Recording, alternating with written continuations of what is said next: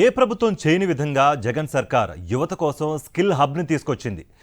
చదువుకుంటేనే సరిపోదు, చదువుతో పాటు స్కిల్ కూడా ఉండాలి. ఈ పోటీ ప్రపంచంలో నెంబర్ 1గా నిలవాలి. ఈ ఆలోచనకు ప్రతిరూపమే స్కిల్ హబ్. రాష్ట్ర యువతకు భరోసానిస్తూ జగన్ ప్రభుత్వం తీసుకొచ్చిన ఈ స్కిల్ హబ్ ఎలాంటి ఫలితాలను తీసుకొస్తోంది? యువత జాబ్ స్టేటస్ ఎలా పొందుతున్నారు? లైఫ్ స్టేటస్ని మార్చేస్తున్న ఈ స్కిల్ హబ్ భవిష్యత్తులో ఎలా ఉండబోతోంది? చదువుకు తగ్గ ఉద్యోగం ఉంటేనే జీవితం బాగుంటుంది. అంతేకాదు, మనలోని స్కిల్ను బట్టే ఉద్యోగం వస్తుంది. ఈ రెండింటిని అందుకోవాలంటే సరైన అవగాహన ఉండాలి. యువతకు చదువుతో పాటు మంచి ఉద్యోగాన్ని చూపించే బాధ్యతను వైఎస్ జగన్ సర్కారు తీసుకుంది. అందుకే ఇప్పుడు చదువులకు తగ్గట్టు స్కిల్స్ను పెంపొందించేలా విద్యార్థులను తీర్చిదిద్దుతున్నారు. కాలేజీ, యూనివర్సిటీల్లో చదువుతో పాటు తప్పనిసరిగా స్కిల్ డెవలప్మెంట్పై శిక్షణ ఇస్తున్నారు. ఫలితంగా మన యువతకు మంచి ఉపాధి అవకాశాలు దక్కాయన్నారు మంత్రి బుగ్గన రాజేంద్రనాథ్. మనము లాస్ట్ 6 months చూస్తే 16,000 మందికి హయ్యర్ లెవెల్ ఆఫ్ స్కిల్లింగ్ ఇస్తే 15,000 మందికి ఎంప్లాయ్మెంట్ వచ్చింది. 95% ఎంప్లాయ్మెంట్ వచ్చింది.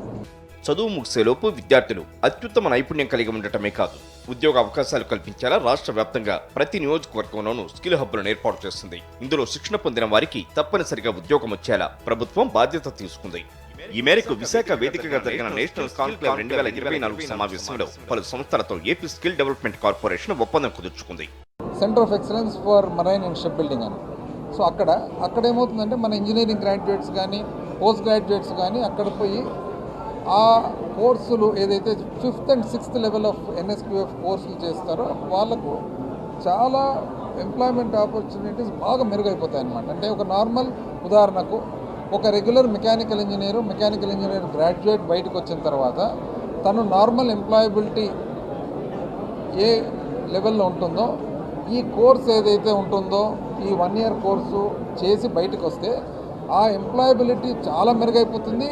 తర్వాత శాలరీస్ కూడా 200-300 అయిపోతాయి. కేవలం చదువుకున్న వారికి మాత్రమే కాదు, వృత్తి విద్యలో ఆసక్తి ఉన్న వారికి, చదువును మధ్యలో ఆపేసిన వారికి కూడా స్కిల్ హబ్లో శిక్షణ ఇస్తున్నారు. రాష్ట్రంలోని ప్రతి యువత స్కిల్ డెవలప్మెంట్ కలిగి ఉండాలన్న ఏకైక లక్ష్యంతో స్కిల్ కోర్సులను తప్పనిసరి చేశారు. ఏఐ, సైబర్ టెక్నాలజీకి సంబంధించిన వాటికి మార్కెట్లో డిమాండ్ ఉంది. ఈ కోర్సులో శిక్షణ ఇవ్వడం ద్వారా త్వరగా ఉపాధి అవకాశాలు లభిస్తాయి. ఆ రకంగా ప్రభుత్వం ప్రస్తుత పరిస్థితులకు అనుగుణంగా డిమాండ్ ఉన్న కోర్సులపై కూడా ఎక్కువ దృష్టి పెడుతోంది. ఏదైతే ఉందో అక్కడ ఒక కోర్స్ సెంటర్ ఆఫ్ ఎక్సలెన్స్, నెల్లూరులో టూరిజము, తర్వాత ఒక చోట హాస్పిటాలిటీ, ఒక చోటనేమో మన అపోలో వాళ్ళతో మన కొలాబరేట్ చేసుకొని అక్కడ మెడికల్ అండ్ హెల్త్.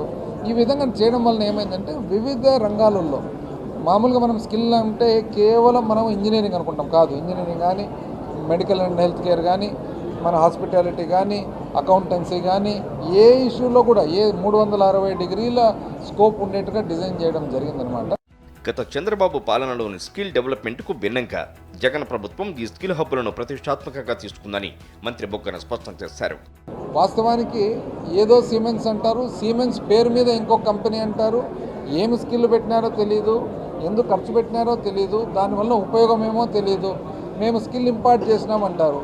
మనము యావరేజ్గా చూస్తే 4 రోజులు అంటే ఒక్కొక్క స్టూడెంట్కు 3 నుంచి 4 రోజులు, 3 నుంచి 4 రోజుల్లో ఏం క్వాలిఫికేషన్ రాగలుగుతుంది అనేది మన ప్రశ్న. మనది అట్లా కాదు.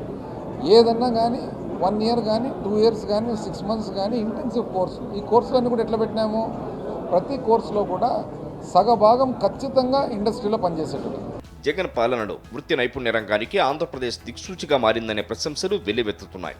నైపుణ్య రంగంలో ముందంజలో ఉన్న ఆంధ్రప్రదేశ్ అత్యధిక ఉపాధి అవకాశాలు కల్పించే రాష్ట్రాల్లో 3వ స్థానం సంపాదించుకుంది. వొకేషనల్, స్కిల్లింగ్, ఎంప్లాయ్మెంట్ అన్నీ ఒక గొడుగు కింద ఉన్న రాష్ట్రం ఒక్క ఆంధ్రప్రదేశ్ మాత్రమే కావడం విశేషం.